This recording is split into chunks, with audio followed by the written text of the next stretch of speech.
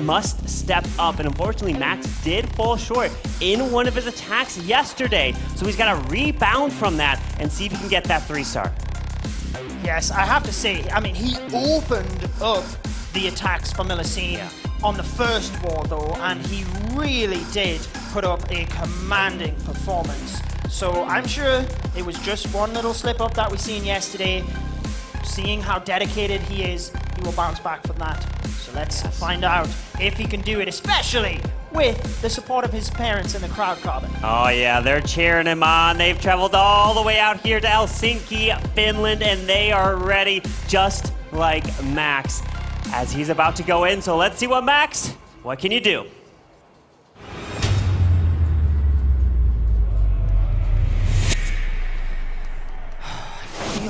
Saying that every attack is so pressurized, but it really is. Opting for the Super Barbarians on this one. No Fireball though, so a bit of a Warden Walk, and just trying to set up pathing.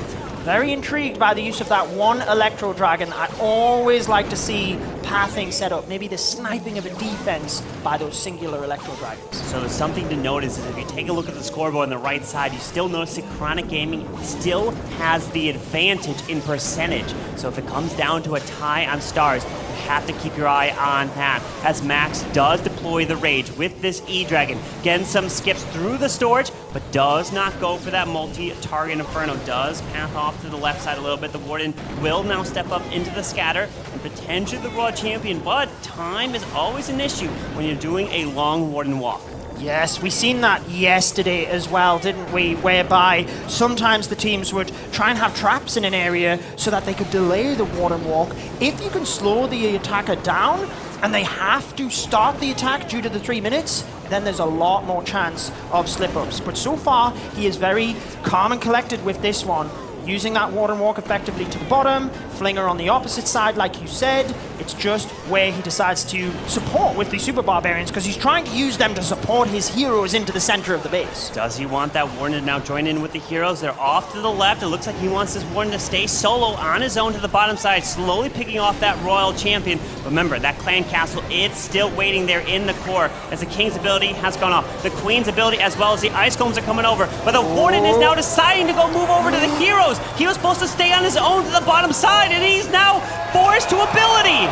Yeah, that is definitely not what was intended. You could see from Max's reaction as well. He was not happy with that, having to quickly send in the Super Barbs to the right area of the base to support the Royal Champion. Town Hall is also in a really tricky spot right now. He does have spells to support, but can he punch through to it? Oh, the Minelef is still up in the core. The Royal Champion does secure the Town Hall for the 2-star, but the Queen needs to go invisible, and he does just that. With one more invisibility spell, the Royal Champion secures the Minelef. That was clutch, but the Queen, though, she goes invisible with that final spell, and there's a lot left to the top side with the Ground Expo, and the RC is now down, which means that this is going to be a defense for Chronic. Wow, I mean, look at the traps as well to add salt.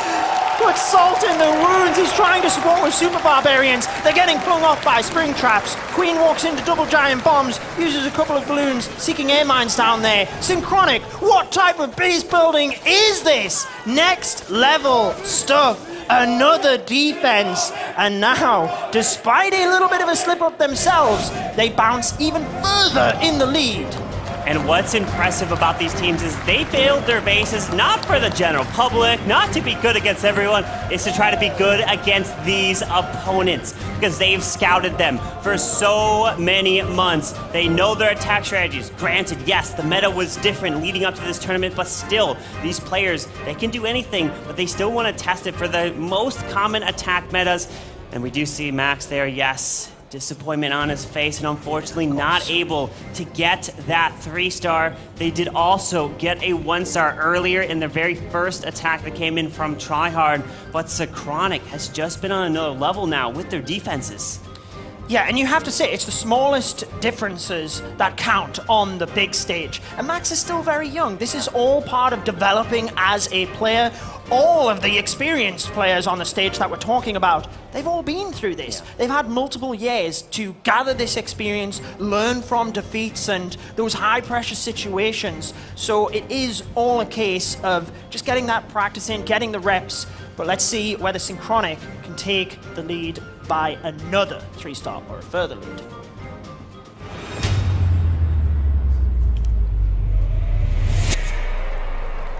And Synchronic has been dominating on the defensive side, and they're looking to continue that with Electro Dragons. I talked with Philip, and he told me he was waiting till the moment that he could use E-Dragons, and he saw the opportunity now. Maybe if it was a exactly tied up war, he would have went with the Electro Titans, but he told me he really wanted to find the perfect opportunity to bring this attack strategy. He loves to do it, and let's see him try to send them right through a base. Starts off with that Electro Dragon to the far left side, gets some nice chain value, another one towards the bottom.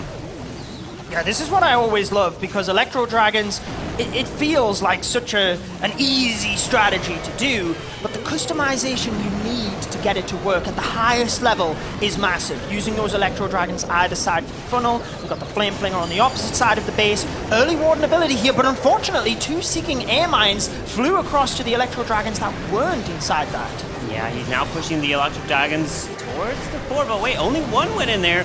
Oh, they are all going towards this bottom side of the base, but he still has his Royal Champion. She can help secure the Town Hall if needed, but they're kind of splitting off in different directions, dropping the Skeleton Spell to try to distract that Monolith, but his Queen, his King are going up to the top side. That Town Hall is still there, and nothing is going just for it yet. He really wanted that Expo. He took it with the lightning damage of the Electro Dragon. Like you said, he's got the Royal Champion. He's really just holding on that for the moment to assure that if needed, she can power to the Town Hall. But wait a second, he's able to adapt with the spells, use the Rage and the Freeze, so he can send the Royal Champion to the back end of the base, and that is where experience comes into play. And uses the spells perfectly. There's the Rocket Spears of the Royal Champion coming right on through, finishing off that Monolith, and gonna be finishing off this base. Philip is happy. You can see them patting his back, taking a deep breath, getting the 3-star with the Electro Dragons. Well done to you, Philip, and that is just gonna further your lead in this match. Exactly, they are 2 stars ahead with 2 attacks each remaining. So, should they, providing they don't 1-star, they would have to, quote-unquote, fail both of their next attacks not to take this. But that would mean Milsim MG also have to triple. Very true.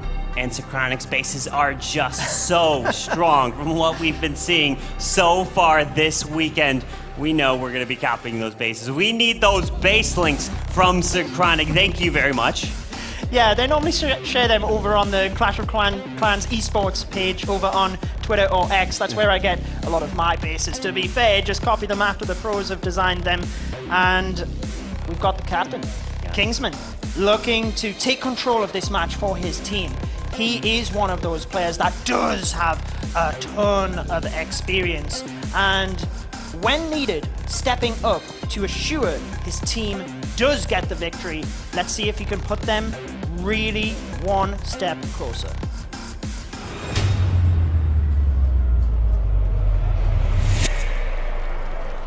Since Kingsman is the captain, it is his job to try to calm his teammates down. And especially like a situation like this, when you get a 1-star, when you have a fail, you have to keep believing. You gotta keep the hope there, because if you lose the hope as a captain, then your clanmates, your teammates, they can feel it, and it's going to affect them. So let's see Kingsman deliver here as he's coming in with Super Barbarians. 2 Druids in the mix as well. But we have that Grand Warden going towards this bottom side, straight into the Eagle Artillery. It's very nice to be able to take that down nice and early, so you don't have to worry about those shots hitting your troops.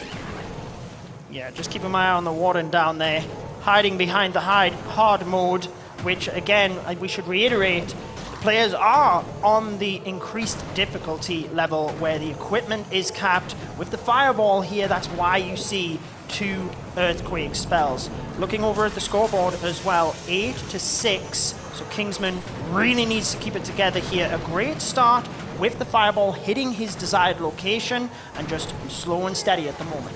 Yeah, with that Clan Castle going down can help set up the funnel through the core. So remember, you're going to want to set up the funnel to one of the sides, whichever way he decides, as double ground skeletons pops up for this Grand Warden, which is going to slow him down, but that is why he did deploy some archers and that Super Barb to help the Warden out.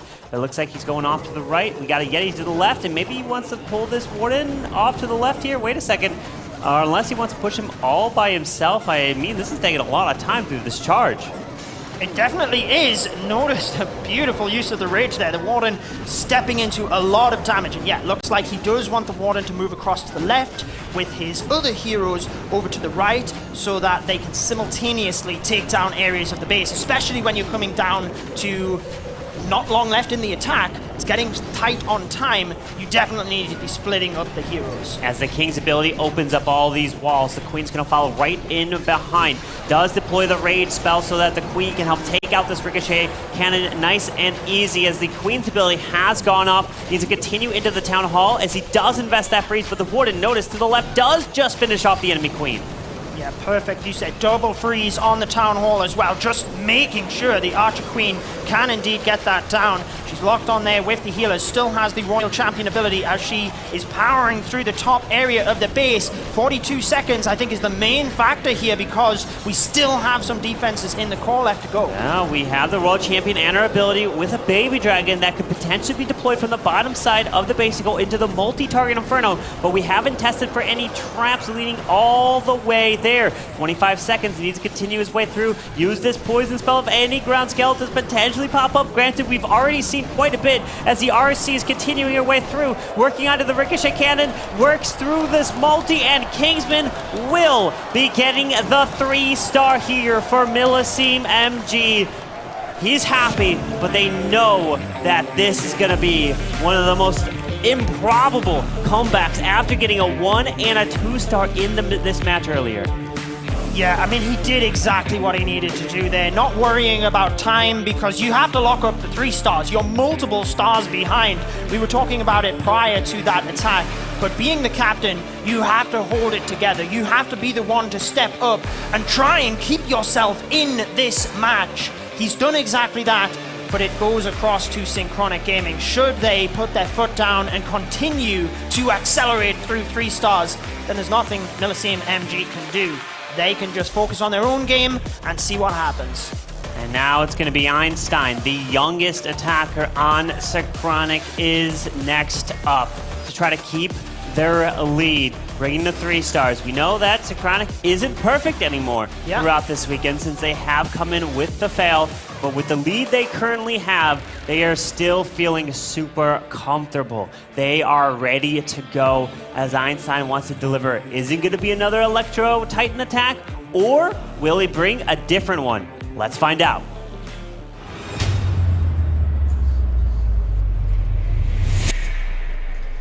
In their first war versus Navi, he did use the Electro Titan attack. In their second war versus MTFY, he used the Rocket Loon into the Fireball into Rocket Loon, but this time opting for that Root Rider attack. Obviously feeling a little bit more confident with it on this base, perhaps, because like we've said, just needs to focus on the 3-star. Don't even consider time right now. The one thing with one Overgrowth that I've seen is it can lead to 1 stars. Just keep that in mind here, as that Queen is going to path her way into the defensive King with the Skeleton spell out in front, with the Siege Barracks to the bottom, and he's not wasting any time. We've got Velks, we got Root Riders, moving into the enemy Queen with a Rage and an early Warden Eternal Tome.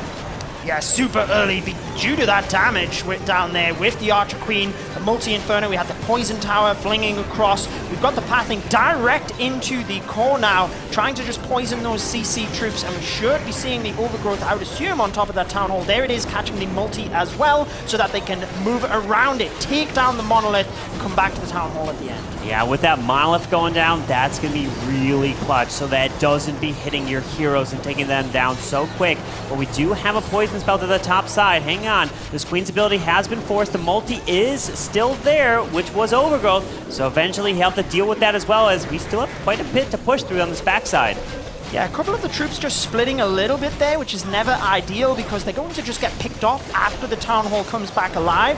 As we mentioned, the Monolith, though, being down, that means he doesn't have any major damage around the Town Hall, but he's got to get to there first. Does have the freeze spell. He's holding on to the Royal Champion ability to try and save it for the Town Hall. Couple of Brute Riders move across in order to help tank, and all is looking good for Einstein with the Rocket Spear to finish off here, Carbon. Einstein delivers another 3-star for Synchronic. What an attack there.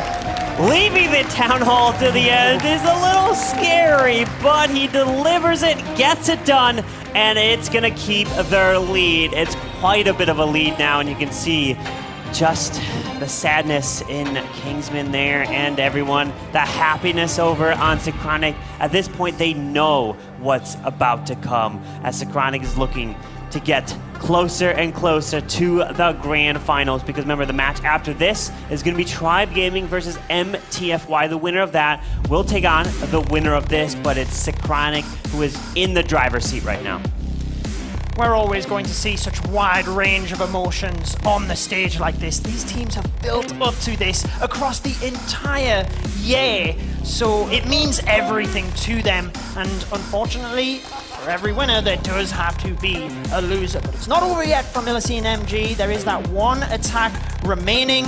We have to say, when it comes down to the final players, Temper and General X, they are both perfect. I feel like they've been attacking last for a reason for their teams. Never say never. Never say never, but Temper's parents are here showing their support no matter what, and that's what we love to see. Coming out to show the support for these players, traveling all the way out here, and it means a lot to them. You know, be able to go to them, help you in a situation like this. So let's see what Temper could do for Millicene MG.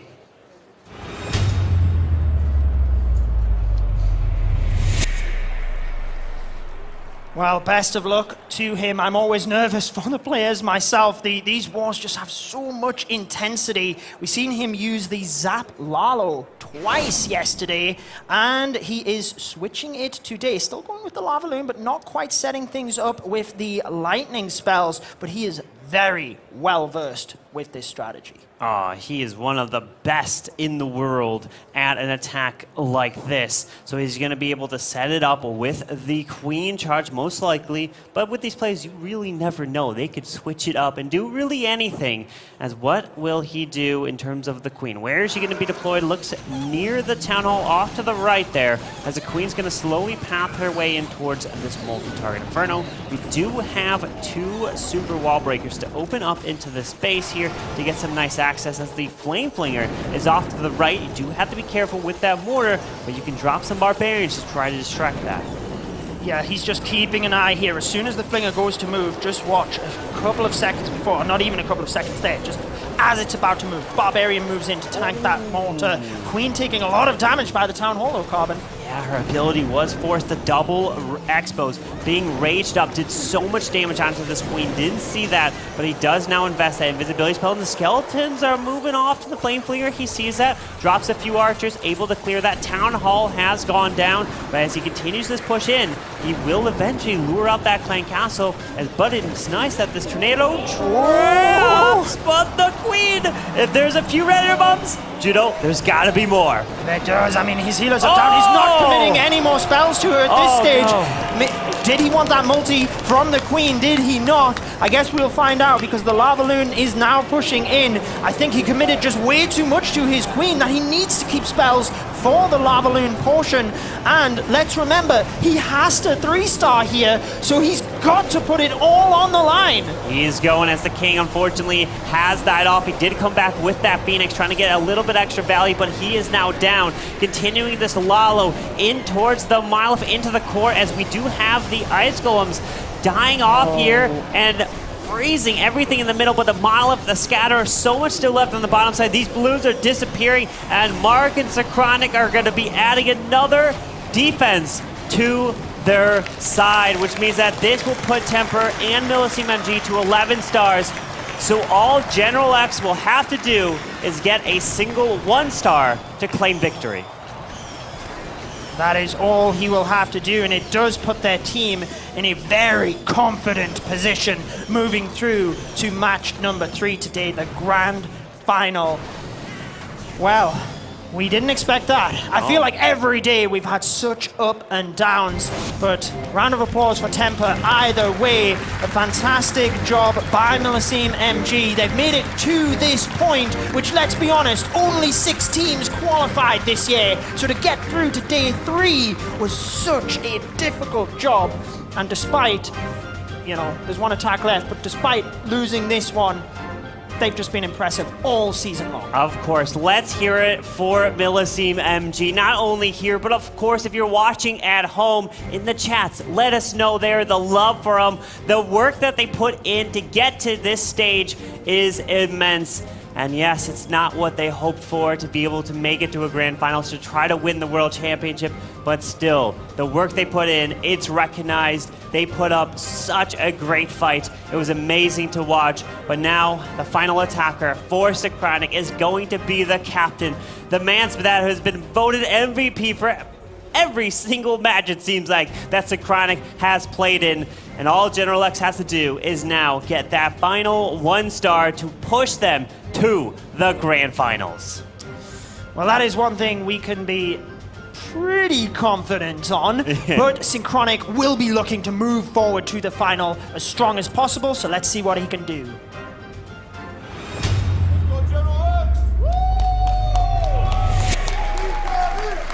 And here we go. All he needs is that 1 star. We've got 28 balloons. We've got an earthquake in the mix as well with that rocket spear, starting off with the baby dragon skeleton spell onto the ricochet cannon so that the king doesn't get hit. Moves his way in with that wall breaker, but the queen's also being deployed to this bottom side. She can path her way into the eagle since it's exposed to the bottom side, reach over that wall, and there's the earthquake boost from this king, and to clear the enemy queen and continue to get some nice value.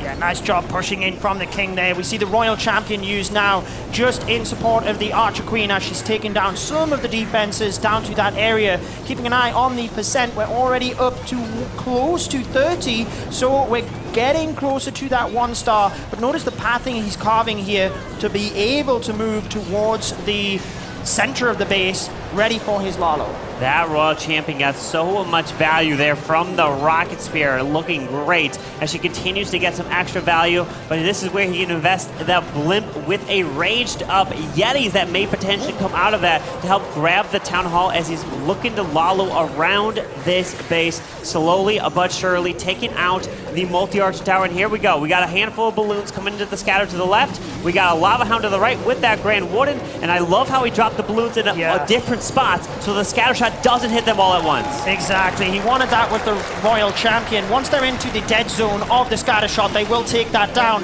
Blimp does secure the town hall as expected. Now we have the Lalo moving around.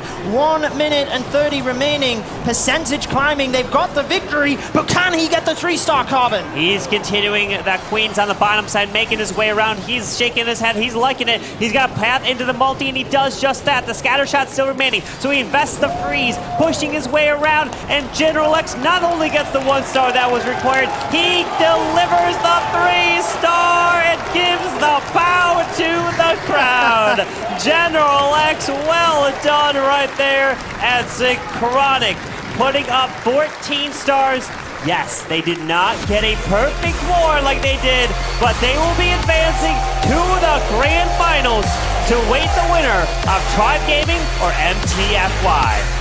Yes, give it up for Synchronic. What a performance. And commiserations to Milliceme MG. Remember, they will be going home with a $60,000 prize pool for being in the 3rd or 4th slot here.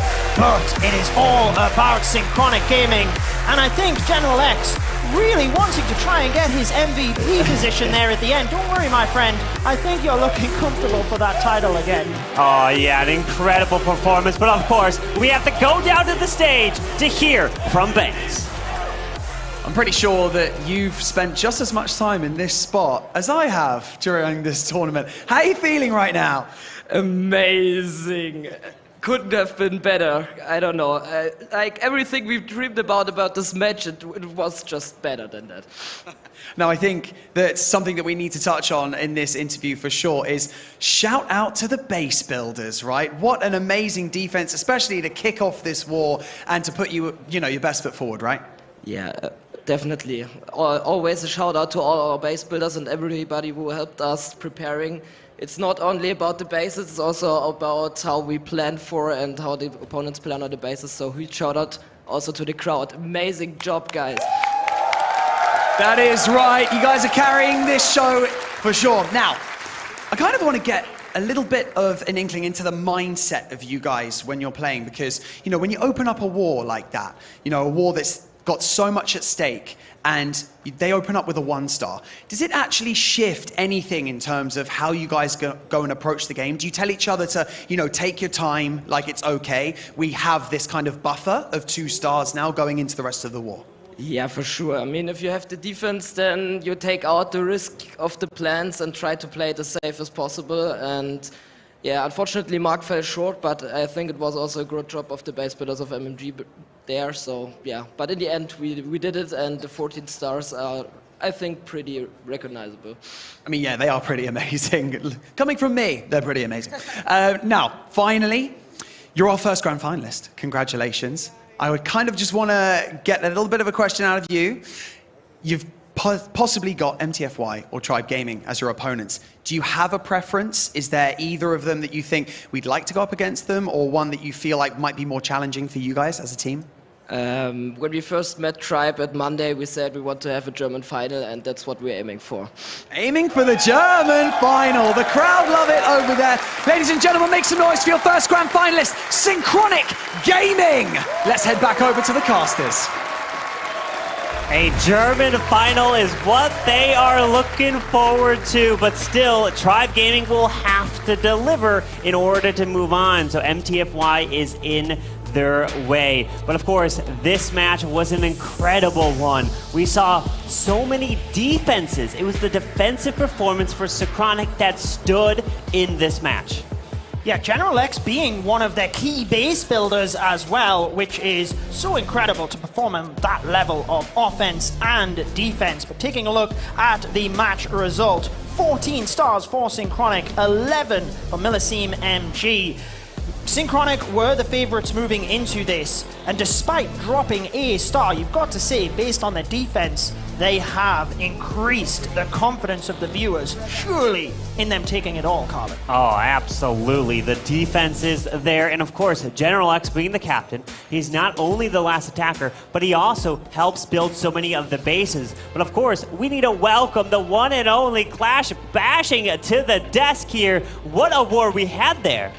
That was crazy. I was watching in the audience and I was like, oh no, that actually just happened. And yeah, it did happen.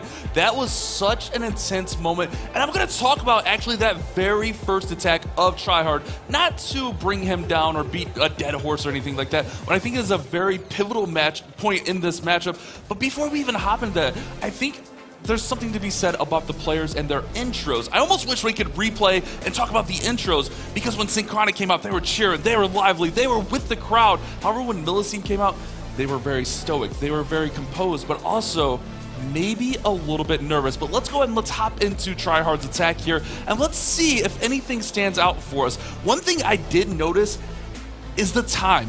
He was flying through this attack. It almost felt like we were back in the speed meta. If you notice, everything's in. We have the barracks right over here. We have the king or the queen up top right there with the king. And then the roots are already in 15 seconds into this attack. So it almost felt like they saw Synchronic playing yesterday, and Synchronic had those very fast attacks. So maybe Milliceme felt intimidated by that and had to come out and bring speed of their own. Ultimately, it was their demise, and this plan didn't work out them. We saw them using root riders, no issue yesterday, and I don't think the root riders were the issue. I think there was a lot of nerves here and just little minor details. One thing in this attack is right here at this moment, everything's kind of spread out here. If you see, we have the king going this way, we have roots here, we have roots there, we have the queen on the outside, and it just felt like this attack was so spread out, there was not enough focus damage to get through that town hall. But ultimately, when this overgrowth does wear off, he could have elected to maybe not overgrowth it again, because remember, when that overgrowth spell is on there in the middle of the base, nothing can target that building. Not only is that building not dealing damage, but nothing can target or damage that building as well. So right here at this moment, perhaps don't use that second overgrowth, get that town hall and go past it with that second overgrowth. But ultimately on the fly, the plan was to use that second overgrowth and keep going through this base. But we'll see as this one continues to play out, it ultimately doesn't work out. We all know what happened here on Tryhard's attack. It was a little bit of a risky play. It was a very, very bold decision, but we saw them use this with a lot of success. But for me personally, I think it was more, I felt that MMG was nervous coming into this war. I felt that they were a little bit anxious, but also Synchronic's bases. It wasn't just this one defense. They had multiple defends in this war. I think Synchronic's bases were really well composed and put together, and I kind of think it threw off Millicim's game plan, as we see here with the very first attack from Tryhard. Kind of just set the whole tone for the war, but 1 star is devastating, and no disrespect to Tryhard. I have